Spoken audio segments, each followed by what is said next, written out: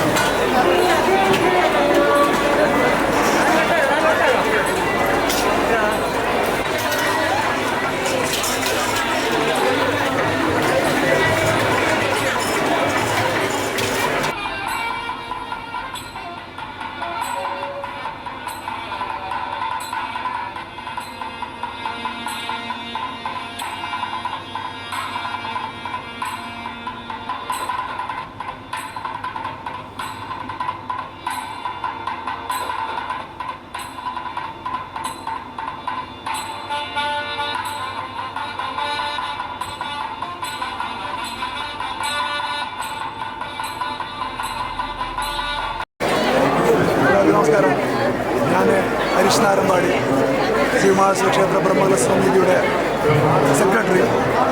കഴിഞ്ഞ 2-ാം തീയതി തുടങ്ങിയിട്ട് നാളെ 10-ാം തീയതി വരെ ബ്രഹ്മകലശവും 11-ാം തീയതി മുതൽ 15-ാം തീയതി വരെ ഉത്സവവും, അതുപോലെ തന്നെ ഒരു ദിവസം കുറേ കാലത്തിന് ശേഷം ആദ്യമായിട്ട് ധൂമാവതി ദൈവത്തിൻ്റെ കോലവും ശ്രീമഹാശിവ ക്ഷേത്രത്തിൽ നടക്കുകയാണ്.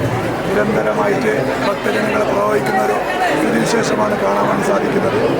കഴിഞ്ഞ 8 ദിവസകാലമായിട്ട് ആയിരക്കണക്കിന് ആളുകൾ വന്ന് ക്ഷേത്രദേവൻ്റെ ദർശനം നടത്തിക്കൊണ്ട് അന്നപ്രസാദം സ്വീകരിച്ചു പോകുന്നുണ്ട്. നാളെ കലശാഭിഷേകമാണ്.